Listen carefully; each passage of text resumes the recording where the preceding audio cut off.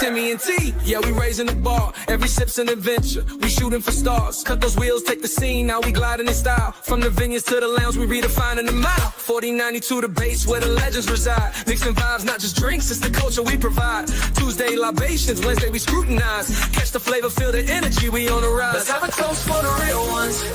Let's have a toast for the real. Let's have a toast for the real ones. Let's have a toast for the real. Let's have a toast for the real ones. Let's have a toast for the real. Let's have a toast for the real. Yeah. Have a toast for the real ones. Have a toast for the real.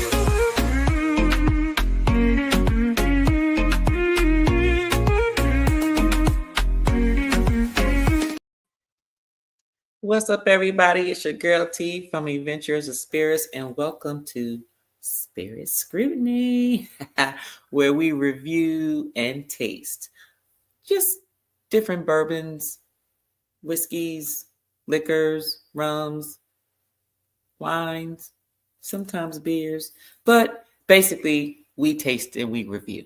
Okay, so today we will be tasting a few bottles from the Basil Hayden lineup.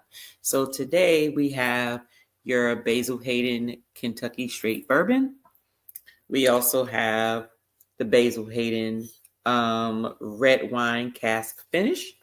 We also have the Basil Hayden Toasted.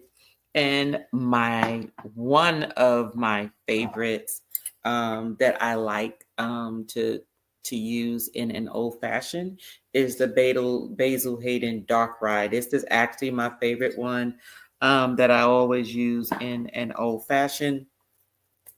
But sometimes you may not drink a specific bottle for a while, and you want to come back to it just to see if if the taste is the same.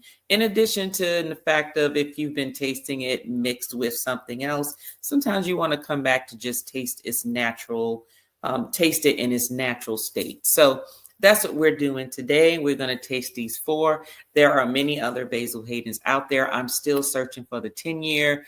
Seems to be very hard to find where I am. And there are a couple of other ones that I really didn't pretty much care for, which is why I don't have them. But right now I am looking for a 10-year. If you know where I can find a 10-year, I'm in the state of Georgia. If you can put it in the comments below where I can find a 10-year Basil Hayden, that is the one that I really want. And once I get that one, it will be the 10-year and the Dark Rye that I will keep on my bar. Once all the other ones are gone, they'll just be gone. But those are the 2. The 10-year, from what I understand, is one of the best ones out of the Basil Hayden lineup. So that is something that I would like to get. And try and see what all the hype is about. But today we will be tasting these 4 that I just pronounced to you. So today we'll be tasting the Basil Hayden. I did look up some of their history because I really didn't research it before. I actually got it because I like the bottle. Like it has a nice metal belt around the bottle. I know sometimes it's very corny when you try to, you buy stuff because you like the way it's presented. But sometimes, when the bottle is too much, the juice may not be all that great. I can say that from what I hear from others about Basil Hayden, some people go, oh, it's overrated, and so forth. And some people feel like it's overpriced. So Basil Hayden can cost, it's going to cost you around $50 or up. I've seen it for 40 in the 40s all the way up to the 70s. And that's what some people were saying was, oh, it's good, but is it really worth that amount of money? No one really said, oh, it's nasty or it's not something that's not good. They just said they just don't feel that it's worth the penny that they charge for it. They don't feel that the cash is worth the juice. The juice is worth the cash that they're charging you for it. So just to give you a little background in reference to Basil Hayden, and I'm reading this, okay? But basically, Basil Hayden's bourbon is a small batch bourbon, and it was basically introduced in 1992 by Booker Noe as part of the Jim Beam small batch collection. So just to give you an idea, that's the family that this comes from, the Jim Beam line, and is named after Meredith Basil Hayden Sr., a Maryland rye farmer and whiskey pioneer who moved to Kentucky and used a high rye mash bill. What do you mean by a high rye mash bill? I'm about to let you know. So the mash bill consisted in Basil Hayden's. They use a high rye mash bill with 63% corn, 27% rye, and 10% malted barley. So just to give you an idea of, the mash bill and how high the rye percentage is. All of the Basil Haydens that I've tasted are 80 proof. Don't know if all of them are 80 proof. I don't know what the 10-year brings. And there is like one other Basil Hayden I haven't been able to put my hands on. And I don't know if it's the same. But basically, Basil Hayden is known for making a low proof bourbon. So most of them are going to be 80 proof. The ones that we're tasting tonight are 80 proof. Making it basically the lowest proof bourbon in the small batch collection. Okay. Now they say it's known for its spicy, sweet flavors with notes of peaches, orange zest, caramel, oak, and black pepper, which is pretty common. I'm very curious about the peaches though, because I don't remember tasting peaches in any of the ones I tasted, but we'll see. It's aged in new charred American white oak barrels for about 8 years. So it's aged pretty long. And other products is the 10-year-old Basil Hayden, the subtle smoke bourbon. That's the one that I do not have. Red wine cast finish we will taste today. Toasted bourbon we will taste today. And a dark rye we will taste today. So that is pretty much the history that I have in reference to Basil Hayden. I haven't been able to look up any funny stories or anything of that nature or any fun facts, but let's go on and get into this tasting. Okay. I haven't tasted this in a while. It's actually been on my bar for a while. And since we're tasting 4, I'm not going crazy with these tastings. Okay. All right. So this one is your Basil Hayden regular Kentucky straight bourbon. As you can see, it's, this one is amber in color. And I'm actually smelling, you get the caramel right off the bat. You get the caramel. And because it's not a real strong high proof, something tells me I'm going to be able to taste the flavor in this one. I do smell the oak. A little bit of pepper. I don't smell peaches though. Well, on the back end, but let's see, maybe I'll taste the peach. So let's go ahead and taste it.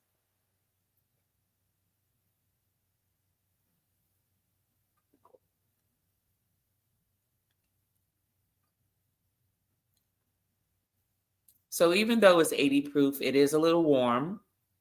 It is a little warm. And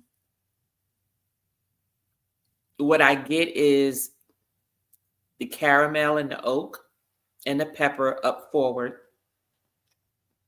I still don't taste the peach. So I'm looking for those. But I do taste a little almond and a little, what does that taste? It's not cinnamon, maybe like a little nutmeg. And it's probably just a byproduct of the taste of the caramel, probably, because they usually taste a little similar. But it's very smooth. I don't really taste, the warmth didn't hit me on the tongue. It hit me in the back of the throat. So let's go ahead and give it another taste.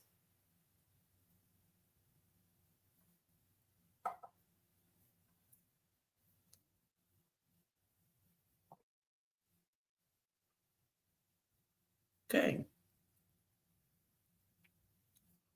I do like this. The flavor is still there. The second taste, it actually coated my tongue a little more. And I'm tasting to see how long the finish is, because it's very strong in the beginning, but then it mellows out towards the end. The flavor is still there. Usually, to me, anything longer than 30 to 45 seconds is a long finish. And right now the flavor's still there. I'm not tasting anything different than the first time.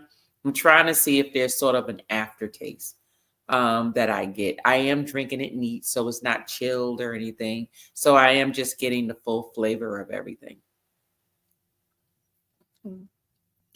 No byproduct, no aftertaste. Pretty good. Cute bottle. But we're about to taste the next one. This one's pretty good. Would I buy it and keep it on there? I would, but if I get the 10-year, I'm just going to go with the 10-year because something just tells me the 10-year is going to be much more smoother than this and probably have a lot more zest when it comes to that. And as I said already, the dark rye, I'm a little biased to that because I just love it in an old fashioned, but I'm just ready to taste it again. I haven't tasted it in its natural state for the last 4 years. I've actually had that bottle for 4 years. But I love it. But let's go on ahead to the next one, shall we? All right. So we're going to taste the dark rye. And this is the Basil Hayden dark rye. And this one right here, if you can see, all the bottles look the same. The only difference is the label colors. But I can tell you this is off the chain. This one right here in an old fashioned is off the chain, but I'm going to taste it by itself. I haven't tasted it. Oh, it just smells so good. All right, let's go ahead and get this rye going. This dark rye.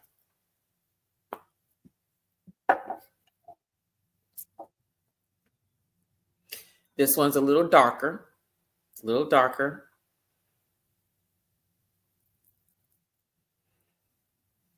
And on this one, the caramel is much stronger. I smell the peaches in this one.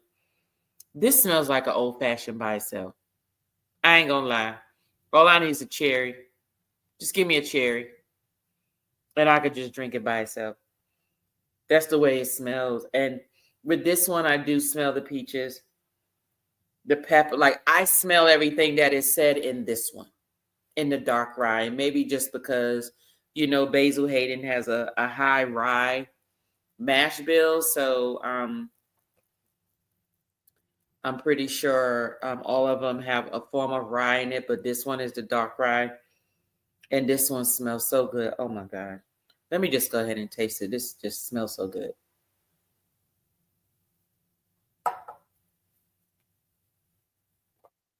Oh, now I know why I like it so much. It coats your tongue like velvet. Oh my gosh. It's like I just sipped on, doesn't even taste like fluid. It's almost like I won't say slime. It's almost like it just laid over the tongue. It just tastes so good.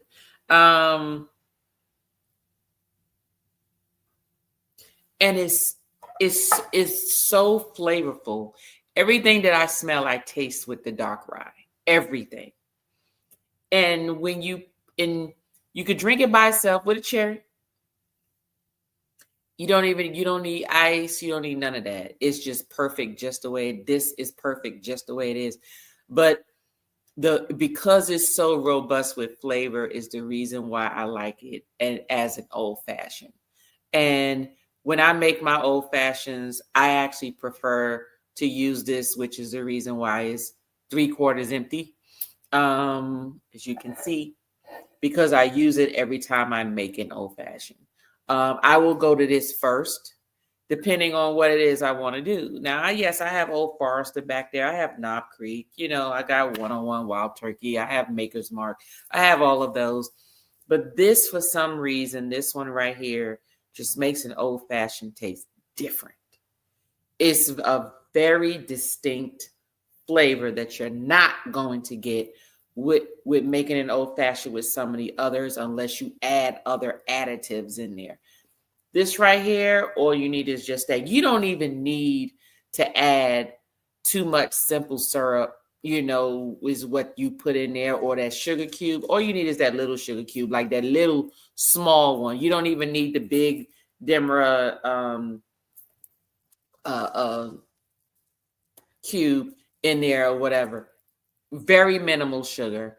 This is a perfect old fashioned with the cherry. Oh my gosh. Oh, it would be so good. But dark rye, definitely thumbs up, must have. Like I said, I explained to you what the price ranges are, but I promise you, you will not be disappointed with Basil Hayden dark rye. You will not at all. So let's get into this next one. Now, this next one, I wasn't very, I remember not being very fond of it in the beginning. But like I said, sometimes people's palates change. It's been a while since I actually bought it. And I believe I bought this one 2 years ago along with the red wine cask one. And these are still practically full, which means I must didn't like it originally. But we're gonna taste this one. This one is toast. And we're gonna see what this is. Let me look on the label. It says toasted wood, vanilla, and light mouthfeel. Sweet. The finish is a sweet caramel. Let's see. As it says, is a sweet caramel. Now, my dark rye said the daggone belt is covering it. Oh, I'm sorry. It says caramel molasses, oak and spice. And the finish is dark berries. That is true. That is true. That is what I was tasting. Like I told you, it's very complex. And the regular one, I'm pretty sure just said basically the basics. Dried fruit. That's all it says. Oh, I'm sorry. Sweet. No, it was not sweet. It did not taste sweet to me. Black pepper and charcoal, basically what I explained the first time. But we're going to go ahead and taste this toast and see what this has to offer. It says it has toasted wood, vanilla, and light mouthfeel with the finish of sweet caramel. It sounds very boring. Boring. So let's go ahead and see. I'm just going to put a little bit in there because I still have one more to taste. Y'all not going to have me slurring on this doggone video. I don't think so. All right. This one is, okay, golden amber, not as dark as the dark rye. The dark rye is the darkest of all so far. Now, this smells very good. This does smell good.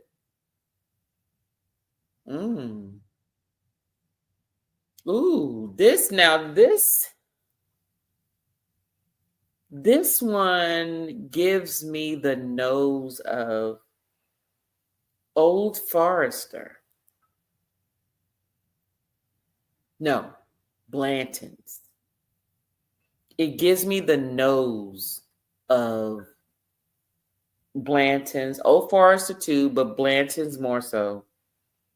It's almost as if they're twins. I wonder what it tastes like. Again, like I said, it's been a while. And others have tasted this. Let's go ahead. And I'm smelling what they said. Oak pepper, very boring. So let's see if it gives me the taste that it says.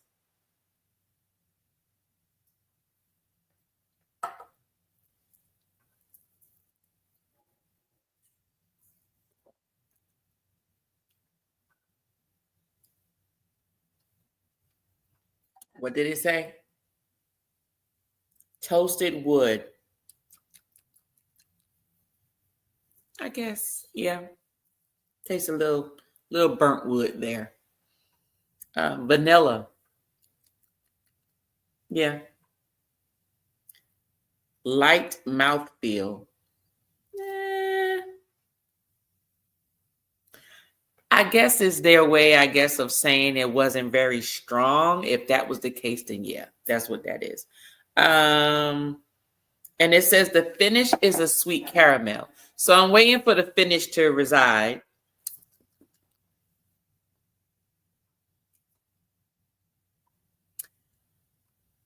It's caramel, but it's not sweet, if that makes sense. I've tasted sweeter caramel, but it does have a caramel finish. I actually taste the pepper on the back end, the wood as well. I still taste the toasted wood. Basically, toasted wood to me is like charcoal, basically. Excuse me. This is also something that you can keep on the bar. I'm not Xing this one out. I can say, like I said, it just reminds me of Blanton's. It really does. The original single barrel Blanton's. That's what it reminds me of. Blanton's costs a little more, but it actually reminds me of Blanton's, and I like Blanton's. So this is something that I would I buy it again? Well, not so much, because I have so many other things that I have that taste like this, that I wouldn't spend that dollar for it. There's other ones that I've spent less for that actually taste much better. I'm not bashing this. I'm just saying, if you're going to replenish something, I'm not a collector. I'm not collecting just to collect. Like, I'm collecting to drink it, and I can't drink by myself. And so therefore, I may get things, I may share with my members. However, I'm not here to stock up my bar to no end. I need to drink it. And so therefore, I prefer to buy things that I'm going to drink over and over and over again. I do like to try new things, but when I try new things, I also like to share it. So I don't expect it to be on my bar for a long time, if that makes sense. So toast to me reminds me of Blanton. So let's get on to the last one. And I left this one for last because I remember me not liking this one for some reason. I can't remember. And it was one of my earlier videos is when I bought this. So you're talking about 3 years ago. 2 years ago, excuse me. And it was my first lineup that I tasted. My first lineup. Even though I did a Blanton's lineup, which was 6 of them. Oh my God, we were so toasted. Oh my God, but those drinks were so good. But Basil Hayden, I remember drinking it because I was searching for it. I even had coworkers helping me search for it. And I finally I got the cask and I got the toast, and I'm going to add it because the regular one in the dark rye was always available. But all the other ones, it depends on where you went, is where you was going to find it. So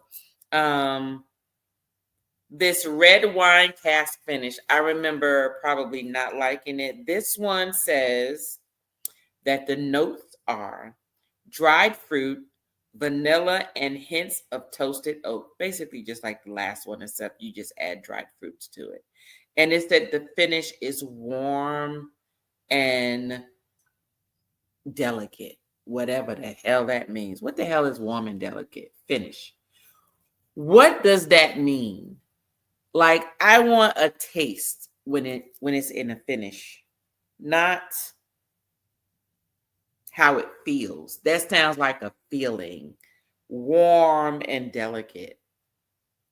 Anyway, let's go ahead and get into this one. This one is the Basil Hayden red wine cask finish.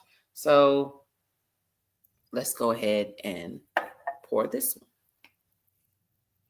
And this one is almost to the rim. It looked like I took a taste of it and said, So let's see. All right. Now this one is a little darker, like the dark rye. Not the exact same color. It's a little more on the reddish side. Like you can tell it has red wine in it. The nose is very good.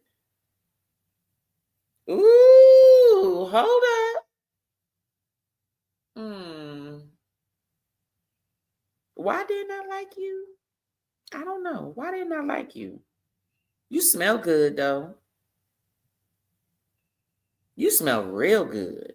Hold up. You smell too good. Or did you just get better because I opened you up and the oxygen, you just oxygenated? I don't know. Smells good. See, that's why sometimes you have to come back to your bottles. So if you have any bottles at home and you've tasted it before, it's been a year, maybe, hopefully some of you allow your liquor to sit that long. Some of y'all just drink it too fast. Y'all don't even let it sit that long. But I like to come back to the bottles because sometimes it gives a different taste. And sometimes your palate may have changed from trying new things over time. So when you come back to it, you may find that you may like something that you didn't like before, or you don't like something that you did like before, right? Or something that you may feel like, I don't care type thing. But it's always good to come back. I'm actually going to be starting some blinds to see if I can pinpoint what I'm actually drinking, because there are quite a few items on my bar that I drink.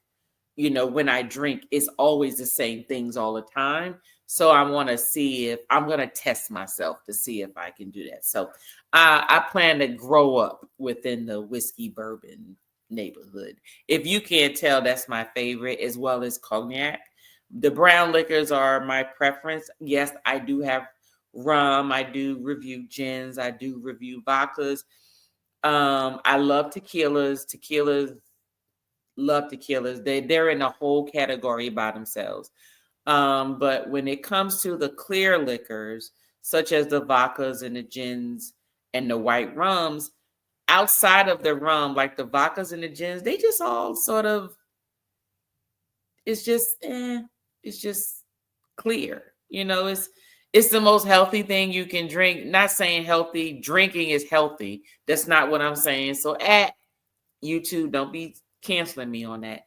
But the thing is, if you looking at the least sugar, the least calories, vodka with some citrus accent or some type of carbonated soda or club soda is going to be way less calories than a glass of bourbon or a glass of any brown liquor that you can think about, or any infused liquor, period. So just so you know, so vodka and gin are your purest spirits that you can drink, like when you're on a diet, but you want to go out and you want to have a cocktail. You can do that with gin and vodka and not feel like you're cheating your diet, basically. Okay. But I like brown, so therefore it does have some calories. But as long as you drink it straight, it may not have as many calories if you actually did a cocktail or a mixed drink or something or another. But anyway, let's get back to this one of why I'm actually liking this one. This smell, actually. Let's see. Ooh, it smells so good.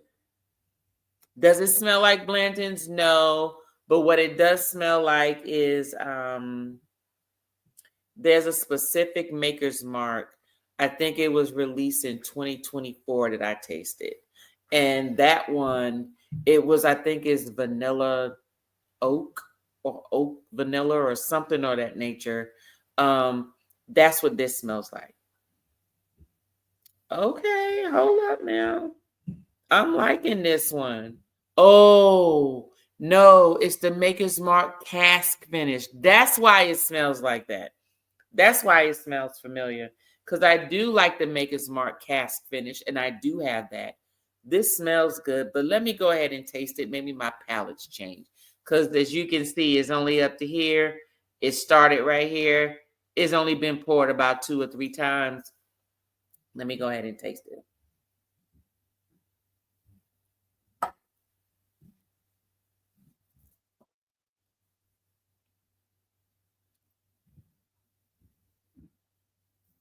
I know it's 80 proof, but it's feels a lot warmer than the other ones, the other three. The flavor, very misleading. I smelled more than what I taste. The only thing I taste is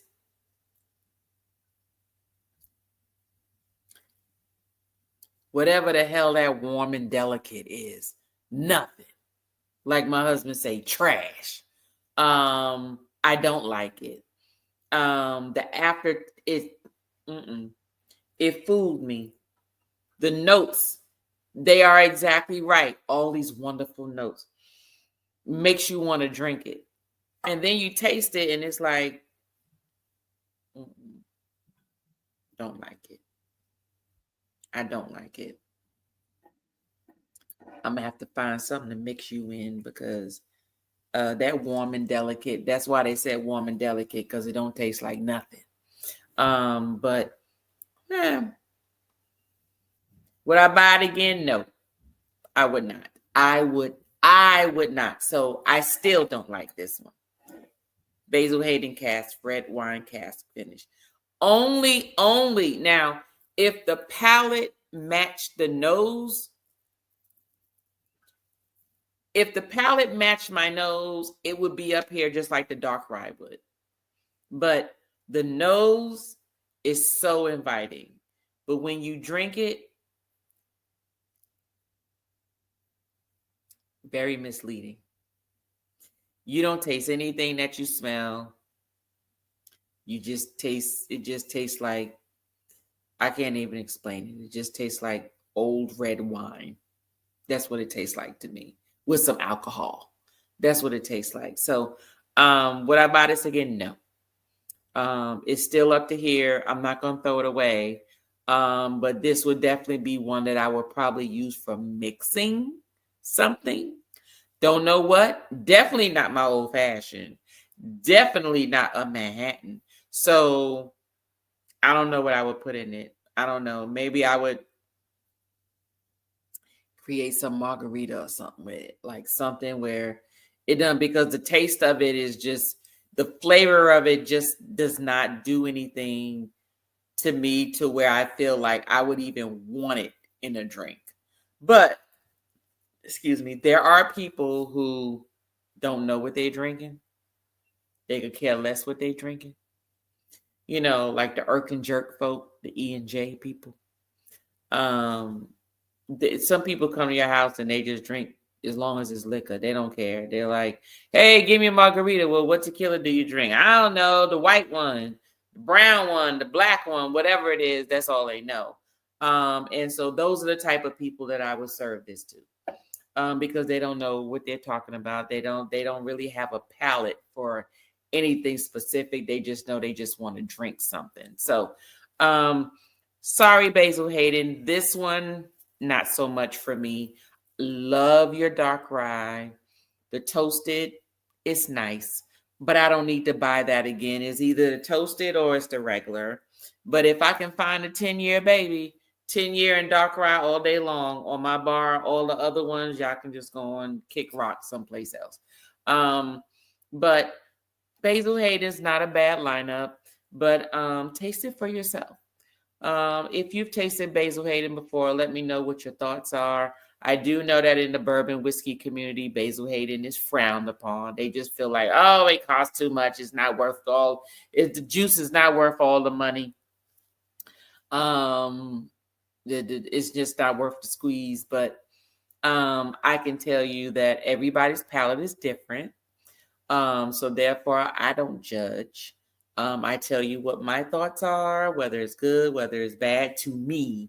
That doesn't mean that if you taste it, that you may not like it. So if you can, go ahead and try the Basil Hayden. They have subtle smoke, which I don't have in a 10-year. Those are the only two that I don't have, which means that will be 6 of them. So you have the regular Basil Hayden. You have the Basil Hayden dark rye. You have the Basil Hayden red wine cask finish, which is this one right here, which is the deceitful one. And then you have the toasted, you have the subtle smoke, and then you have the 10-year. So those are the 6. And out of the 6, I'm missing subtle smoke is the one I haven't tasted yet, and the 10-year. I am looking for the 10-year. I need the 10-year. Please help me find the 10-year. I've even asked some of my liquor distributors, hey, if you come across a 10-year, let me know. They have found me so many other things, but they have not found me my 10-year Basil Hayden. But I'm really looking forward to it. But anyway, you all have a good evening, and hopefully you will find yourself checking out these. Hold on. I don't know how I'm gonna show y'all everything. There we go. So you got your toasted, you got your dark rye, and you got your regular one. So for those who haven't tasted it, go ahead and try it. If you tried the subtle smoke, please let me know if it's worth tasting. I will buy it. I have seen it. I just haven't bought it yet because I'm searching for the 10-year. But if you do, please let me know. Please like this channel. Subscribe if you haven't. Share it out with people that you think that would enjoy content such as this. I review liquors every Wednesday. Tuesday, I am live. I also do speakeasies that I visit, and I also post those as videos. We also have D&D, which is sort of like a little podcast that talk about up-to-date type issues that are going on, in addition to cruise bars reviews once a month. I also review tequila on the last Wednesdays of each month. And then I also join with the health and wellness channel on the last Tuesday of the month with mocktails, the cocktails. So those of you who don't drink alcohol but like mocktails is mocktails. And those of you who do like cocktails, you will get the best of both worlds, because you can look for mocktails on his channel and then cocktails on my channel, because we go live at the same time and showing you how to change the mocktail into a cocktail. So therefore, you all have a good night. Hopefully you come back. See you next Wednesday. And y'all have a good night. Cheers. For the real one. For the real one. For the real one. Have a toast for the real ones. Let's have a toast for the real ones. For the real ones. For the real ones. Let's have a toast for the real one. For the real. Let's have a toast for the real ones. For the real ones. Let's have a toast for the real. Yeah. Have a toast for the real ones. Have a toast for the real. For the real ones. For the real ones. Have a toast for the real. Have a toast for the real. Have a toast for the real.